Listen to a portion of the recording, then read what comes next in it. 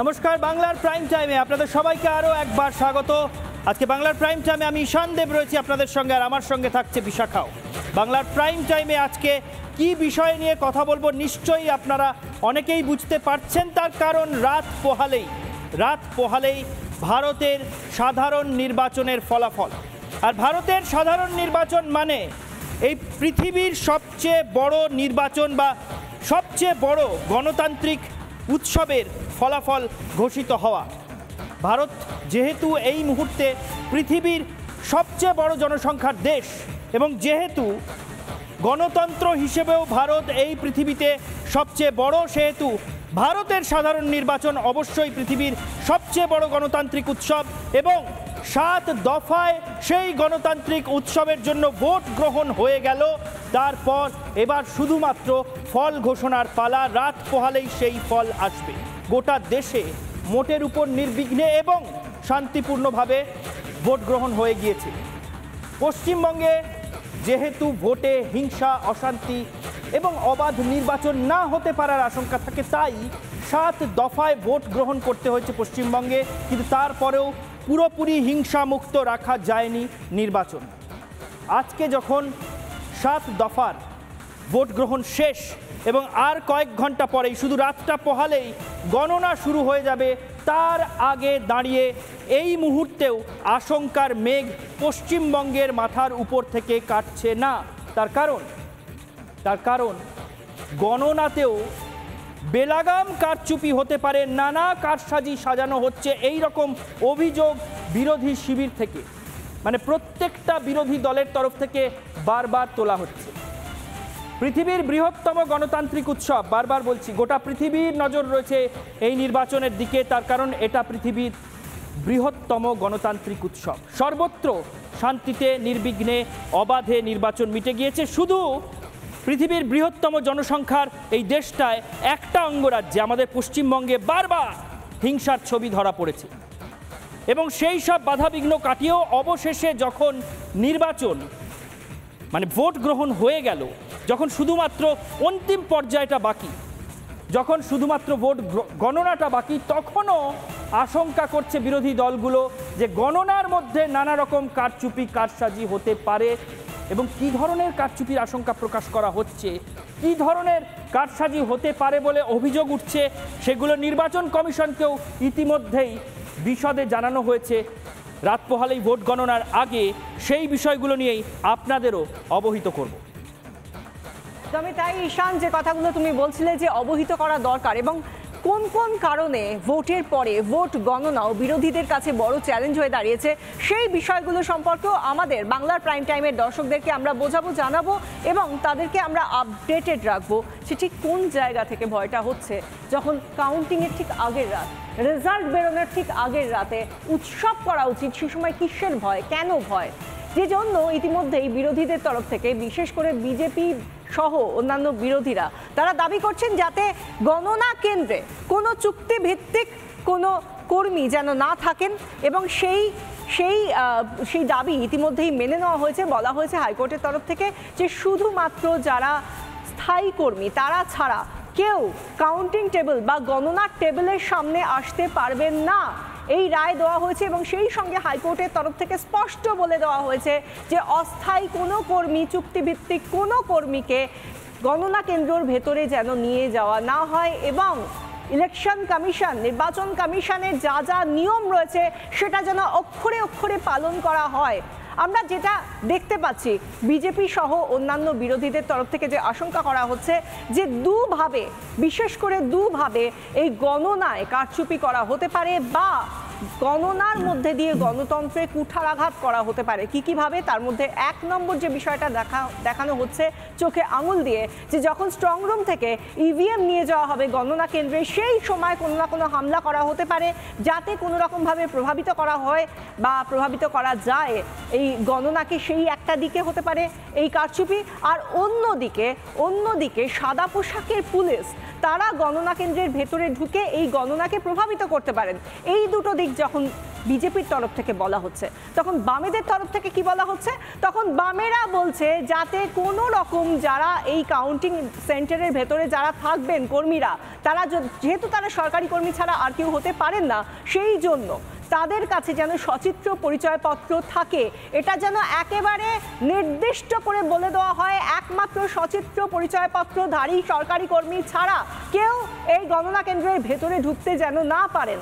আর সেই জায়গা থেকে আরও একটা আশঙ্কা করা হচ্ছে বিজেপির তরফ থেকে, যারা জিততে পারেন সম্ভাব্য জয়ী প্রার্থী তাদের নামে ধরে ধরে মিথ্যে মামলা দেওয়া হতে পারে, সেই আশঙ্কাও করছেন তারা। যেরকম তারা একেবারে নির্দিষ্ট করে নাম বলছেন, প্রণত টুডু, রেখা পাত্র, যদিও তারা আজকেই হাইকোর্টের কাছ থেকে তারা স্বস্তি পেয়েছেন অনেকটাই।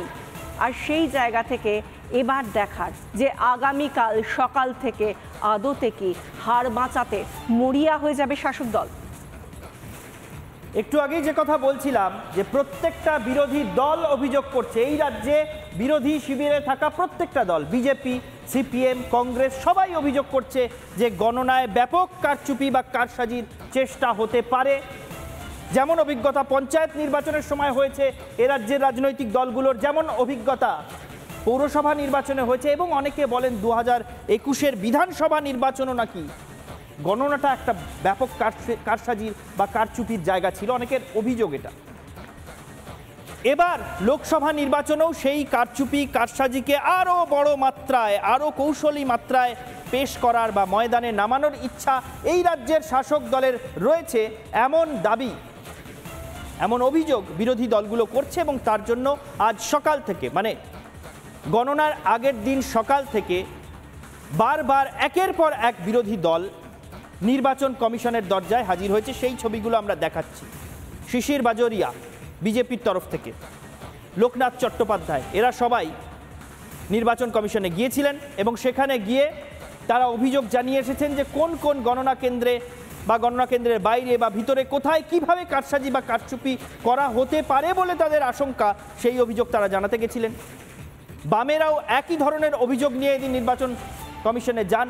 মুখ্য নির্বাচনী আধিকারিকের দরবারে গিয়ে তারাও অভিযোগ জানিয়ে আসেন। সুজন চক্রবর্তী, শ্রমিক লাহিড়ী, সায়রা শাহ হালিম, যিনি দক্ষিণ কলকাতায় বামেদের প্রার্থী, এরা সবাই গিয়ে অভিযোগ জানান।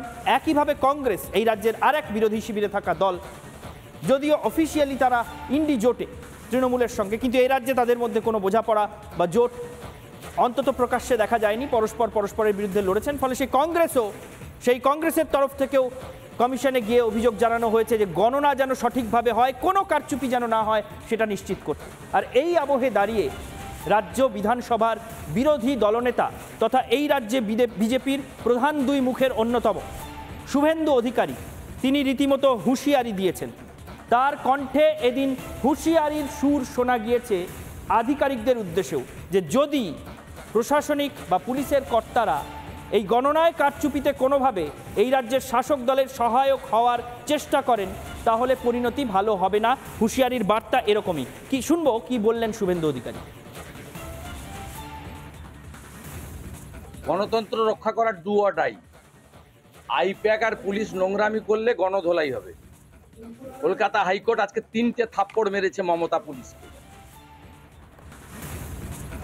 যে আশঙ্কা করা হচ্ছে, অর্থাৎ গণনা কেন্দ্রে যখন গণনা চলবে, যেরকমটা এক্সিট পোলে দেখা গিয়েছে, সেই আশঙ্কাটা কি এবার এক্সিট পোল থেকে বেরিয়ে 4 তারিখ অর্থাৎ আগামীকাল সকাল থেকে যখন মানুষের এই গণনা কেন্দ্রের দিকেই নজর থাকবে, সেই সময় কি কোথাও গিয়ে অশনি সংকেত আগে থেকেই দেখতে পাচ্ছে রাজ্যের শাসক দল?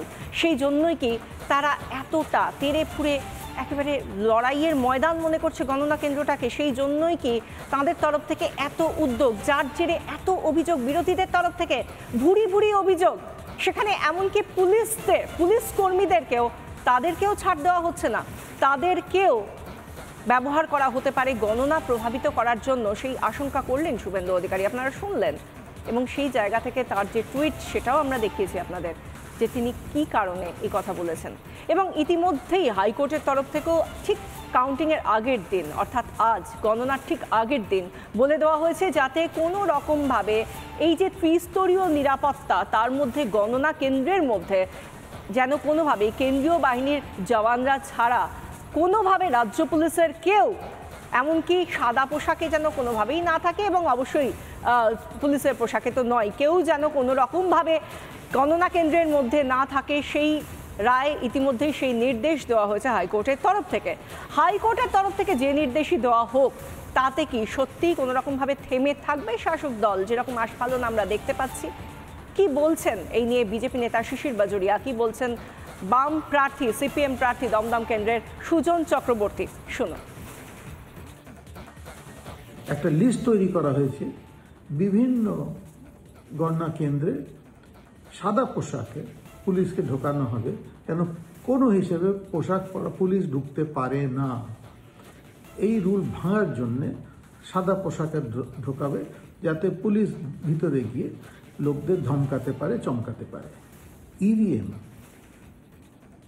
স্ট্রং রুম থেকে বেরিয়ে মতগণনা কেন্দ্র অবধি আসবে, ওই যে রাস্তা, ওই যে করিডোর, ওই করিডোরে যদি কিছু করা যায়, ওখানে যদি কোনো ইভিএম বদল করা যায়, যা কিছু করা যায়, আমরা এই দুই বিষয় নিয়ে সিও সাহেবের সঙ্গে কথা বলেছি। আর উনি অ্যাসুরেন্স দিয়েছেন, একটা তো যখন স্ট্রং রুম থেকে আসবে মতগণনা কেন্দ্রে, গ্রিন করিডোরে আসবে আর কেন্দ্রীয় বাহিনীর প্রোটেকশন থাকবে। আর যে পুলিশ যে সাদা পোশাকের, উনি পুলিশ প্রশাসনের সঙ্গে কথা বলবেন। চুরি চামারি ছাড়া আর তৃণমূলের কাছে গতি নেই। ইসিআই এর গাইডলাইন ইন টোটো ফলো করা হোক, সেটা ফলো করা হচ্ছে না। কন্ট্রাকচুয়াল স্টাফ নির্বাচন প্রক্রিয়া থাকতে পারে না, গণনা প্রক্রিয়া থাকতে পারে না, রয়েছে, আমরা স্পেসিফিক রেফারেন্স এখানে দিয়েছি। যারা নির্বাচনের গণনার কাজে সরকারি স্টাফ হিসেবে আসছেন, তাদের মধ্যে কি ভুয়ো পোলিং এজেন্টের মতন ভুয়ো কাউন্টিং স্টাফ থাকবে নাকি? ভুয়ো এজেন্টের মতন ব্যবস্থা কি এখানে হবে নাকি? অথচ আইডেন্টিটি কার্ডে ছবি লাগাবার পর স্ট্যাম্প হয় অর্ধেক ছবিতে আর অর্ধেক ছবির বাইরে, যাতে ছবিটা চেঞ্জ করা না যায়। তা হচ্ছে না কেন? তাহলে আমাদের কথাটা অত্যন্ত স্পষ্ট। ভোটার স্লিপ নিয়ে আপনি গেলেই যেমন ভোট দিতে পারেন না, আপনাকে আইডেন্টিটি কার্ড দেখাতে হয়, তাহলে কাউন্টিং পার্সোনাল যারা থাকবেন তারা একটা কাউন্টিং পার্সোনালের কাগজ নিয়ে গেলেই হবে না। শুনলেন প্রত্যেকটি বিরোধী দল কিভাবে আশঙ্কা প্রকাশ করছে এবং জাতীয় নির্বাচন কমিশনের দেওয়া গাইডলাইন বা নির্দেশিকা এ রাজ্যে মানা হচ্ছে না, এমন অভিযোগও তারা স্পষ্টভাবে করছেন। এটা সুজন চক্রবর্তী বললেন। তার আগে বিজেপি নেতা শিশির বাজোরিয়া বললেন যে কিভাবে কারচুপি হতে পারে বলে তাদের আশঙ্কা। এই আবহে যাতে কর্মীরা মনোবল ধরে রাখতে পারেন, গণনা কেন্দ্রে যাতে শেষ মুহূর্ত পর্যন্ত দাঁতে দাঁত চেপে সকলে লড়াই করেন, সেই বার্তা দলের কর্মীদের উদ্দেশ্যে দিলেন দলের সেনাপতি সুকান্ত মজুমদার, যিনি রাজ্য বিজেপির সভাপতি, যিনি বালুরঘাট থেকে এবারও বিজেপির প্রার্থী। তিনি কি বার্তা দিলেন দলের কর্মীদের উদ্দেশ্যে শুনুন। অর্থাৎ 42টি লোকসভা কেন্দ্রের গণনা 53টি কাউন্টিং সেন্টারে হচ্ছে। প্রত্যেকটি জায়গায় আমাদের কর্মীদের কাছে, বিশেষ করে কাউন্টিং এজেন্টদের কাছে অনুরোধ, তারা শেষ পর্যন্ত কাউন্টিংয়ে থাকবেন। আপনার প্রার্থীকে জিতিয়ে হাতে সার্টিফিকেট নিয়ে তারপরে কাউন্টিং হল ছাড়বেন, নচেত কাউন্টিং হল ছাড়বেন না। বাইরের সুরক্ষা নিয়ে আপনাদের চিন্তা করতে হবে না। বাইরের সুরক্ষার ব্যবস্থা রাজ্য নেতৃত্ব এবং কেন্দ্রীয় নেতৃত্ব দেখবেন। ময়দান ছেড়ে কেউ যাবেন না। মনে রাখবেন, ভোট মানে যুদ্ধ। সুকান্ত মজুমদার বলছেন নিজের প্রার্থীকে না জিতিয়ে যেন কাউন্টিং সেন্টার অর্থাৎ গণনা কেন্দ্র যেন কোনো এজেন্ট না ছাড়েন, সে কথাই দলীয় কর্মীদের উদ্দেশ্যে বললেন। এবং এর পাশাপাশি আমরা একটা বিষয় আগে থেকেই জানি যে কোনো রকম অস্থায়ী কর্মীরা যাতে গণনা কেন্দ্রের ভেতরে না ঢোকেন, তার জন্য ইতিমধ্যেই নির্দেশ দেওয়া হয়েছিল হাইকোর্টের তরফ থেকে। কিন্তু তারপরেও অস্থায়ী কর্মীদের নিয়োগ করা হচ্ছে। অস্থায়ী কর্মীদের গণনা কেন্দ্রে যাতে যেতে দেওয়া না হয় তার জন্য রথীন চক্রবর্তী, যিনি হাওড়ার বিজেপি প্রার্থী, তিনি মামলা করেছিলেন এবং সেই মামলার রায় বিচারপতি অমৃতা সিনহা জানিয়ে দিয়েছেন কোনো রকমভাবে অস্থায়ী কর্মীরা যেন ভোটের কাজে না আসেন এবং একেবারে অক্ষরে অক্ষরে নির্বাচন কমিশনের গাইডলাইনে যা বলা হয়েছে কাউন্টিং সেন্টারে যেন সেই সমস্ত কিছু মানা হয়, এমনটাই বলেছেন অমৃতা সিনহা বিচারপতি, যিনি ইতিমধ্যেই আজকেই সেই রায় দিয়েছেন তিনি।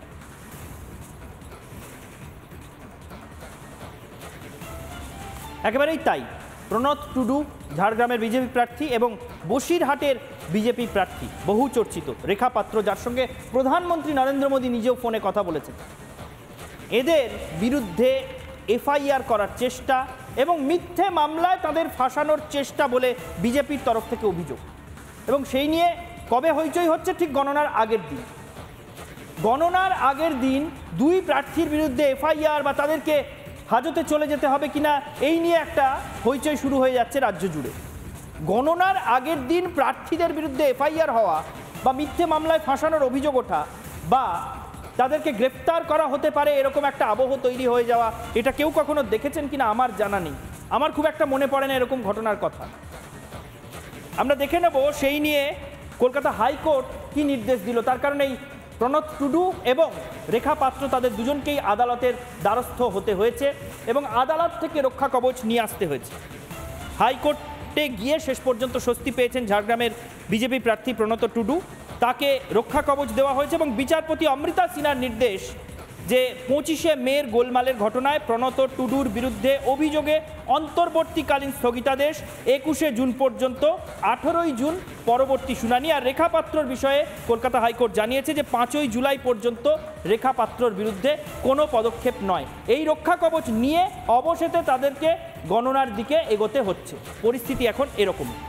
ঠিক তাই ঈশান, এবং যেরকমটা আমরা দেখতে পাচ্ছি রেখা পাত্র বা প্রণত টুডুর ক্ষেত্রে নির্বাচনের গণনার ঠিক আগের দিন এফআইআর করা হচ্ছে, এটাও কিন্তু উড়িয়ে দেওয়া যায় না যে আগামীকাল গণনার দিন কারুর বিরুদ্ধে এফআইআর করে তাকে গ্রেফতার করা হবে না। তো এই নিয়ে কি বলছেন বিজেপি নেতা দেবজিৎ, আমরা শুনবো। রেখা পাত্র আর প্রণব টুডু শুধু নয়, আমাদের ধারণা যে অন্য অনেকের নামেই একই রকম অ্যালিগেশন আসতে পারে, একই রকম অভিযোগের নামা এনে পুলিশকে দিয়ে তাদেরকে হেকেল করানো হতে পারে। পুরো ফাঁকা ময়দানে ভারতীয় জনতা পার্টি বা অন্যান্য বিরোধীদের কোনো এজেন্ট না রেখে এরা ফাঁকা মাঠে গোলটা দিতে চাইছে এবং পুরো সিস্টেমেই তো এনাদের লোকেদের বসিয়ে রাখা হয়েছে। তারাই যা করবেন, শেষে সার্টিফিকেট ধরিয়ে দেবেন, 32 পার্টির দাঁত বার করে বিজয়ী হবে তৃণমূল কংগ্রেসের লোকেরা দিকে দিকে। এইটাই ঠিক হয়েছে। আমরা তার বিরোধিতা করছি এবং সেই জন্যই আমরা আশঙ্কা করছি যে নির্বাচন কমিশন এবং মহামান্য উচ্চ আদালত কলকাতা ন্যায়ালয়, আমরা দুজনের কাছেই আবেদন রাখবো যে এই বিষয়টাকে একটু গুরুত্বের সঙ্গে দেখতে, অন্তত কালকে বিকেল 5টা বা 8টা 9টা যত অবধি গণনা চলবে রাত্রির অবধি ততক্ষণ যেন এই ব্যাপারটাতে সতর্ক থাকে। বিজেপি নেতা দেবজিৎ সরকারের অভিযোগ আমরা শুনলাম। তিনি বলছেন যে এইভাবে প্রার্থীদেরকে এখন গ্রেফতার করে ফাঁকা মাঠে গোল করার চেষ্টা এই রাজ্যের শাসক দল করবে। আমাদের সঙ্গে রয়েছেন সাংবাদিক নির্মাল্য মুখোপাধ্যায়। নির্মাল্যদার কাছে জানতে চাইব, নির্মাল্যদা, যে অভিযোগগুলো উঠছে এই রাজ্যের বিরোধী দলগুলি একযোগে যে অভিযোগ তুলছে যে এই রকম নানাভাবে, আপনি শুনলেন যে কত রকমভাবে কারচুপি বা কারসাজির আশঙ্কা তারা করছেন, এই কারচুপি বা কারসাজি শেষ পর্যন্ত গণনা কেন্দ্রে করতে কি এই রাজ্যের শাসক দল সফল হবে? আপনার কি মনে হয়? কারণ এর আগেও গণনা কেন্দ্রে কারচুপি কারসাজি এ রাজ্যে হয়েছে বলে অভিযোগ রয়েছে, গুরুতর অভিযোগ রয়েছে। আর এই কারচুপি বা কারসাজির অভিযোগ কেন উঠছে? এরকম কোনো কৌশলের আশ্রয় তৃণমূলকে কেন নিতে হচ্ছে? না দেখুন, আমি আপনাকে বলি, বিজেপির গতবারে 2021-এর তারা বলছে, তাদের দাবি ছিল যে তাদের একটা বিটার এক্সপিরিয়েন্স আছে, যে এরম গণনায় নাকি প্রায় 40-50টা আসনে কারচুপি হয়েছিল গণনার সময়। সুতরাং এবার যেটা ওরা করছেন সেটা হচ্ছে যে একদম প্রিএম্প্ট করছেন, মানে আগে থেকে সতর্কতামূলক ব্যবস্থা সমস্ত কিছু নিচ্ছে যাতে ওই জিনিসটা রিপিটেড না হয়, এবং সেটা খুব সঙ্গতভাবেই করছেন। ওরা যদি মনে করে থাকেন যে কারচুপি হয়েছিল এবং সেই জন্য সেটা আর করতে দেওয়া যাবে না, তাই এই জন্য এবারে ওরা যা ব্যবস্থা নেওয়ার নিচ্ছে। কিন্তু আমি সাংবাদিক হিসেবে আমার যেটা মনে হয়, এই পুরো দায়িত্বটা কিন্তু যেরকমভাবে পুরোটাই ইলেকশন কমিশনের ওপর থাকে। এই তো নির্দেশ দেওয়া হয়েছে হাইকোর্টের তরফ থেকেই। অনেক ধন্যবাদ নির্মাল্য বাবু। আমরা সাংবাদিক নির্মাল্য মুখার্জির সঙ্গে কথা বলছিলাম এবং যে বিষয়টা বলা হচ্ছে, যেটা নির্মাল্য বাবু বললেন যে হাইকোর্ট তো বলেই দিয়েছে যাতে অক্ষরে অক্ষরে ইলেকশন কমিশনের তরফ থেকে যা গাইডলাইন সেগুলোই যাতে ফলো করা হয়, কিন্তু এই যে এত আস্ফালন, গণনা কেন্দ্রেও যাতে ভোটকে কোনোভাবে প্রভাবিত করা যায় সেই চেষ্টা শাসক দলের, আদতে কি দেখাতে চাইছে? তাদের সমস্ত দুর্নীতি তো প্রকাশ্যে, আর কত হিংসা, আর কত দুর্নীতি রাজ্যের শাসক দল মানুষের সামনে তুলে ধরতে চাইছে, সেটাই প্রশ্ন। একেবারেই তাই। এবং আমরা যখন গর্ব করি যে আমাদের দেশের সাধারণ নির্বাচন বিশ্বের বৃহত্তম গণতান্ত্রিক উৎসব, সেই সময় কোনো একটি অঙ্গরাজ্যে ভোটের একেবারে শেষ পর্বে পৌঁছে গণনা নিয়েও যদি এরকম আশঙ্কা তৈরি হয় তাহলে সেটা সত্যিই লজ্জার বিষয় হয়ে দাঁড়ায়। কালকে পরিস্থিতি কোন দিকে থাকে সেদিকে পুঙ্খানুপুঙ্খ আমাদের নজর থাকবে। বাংলার প্রাইম টাইম আজকের মতো শেষ করছি এখানেই। দেখতে থাকুন রিপাবলিক বাংলা।